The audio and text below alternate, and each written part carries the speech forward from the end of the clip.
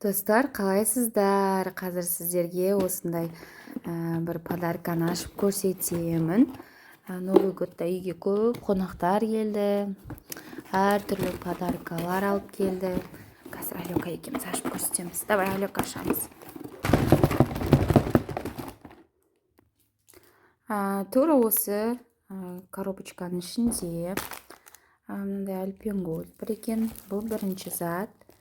Мынандай альпенгольд, екінші зат, Орео, үшінші зат, Милка бар екен, шоколад, төртінші зат, Барни, бесінші зат. В общем, Барнидан 4 штук бар екен.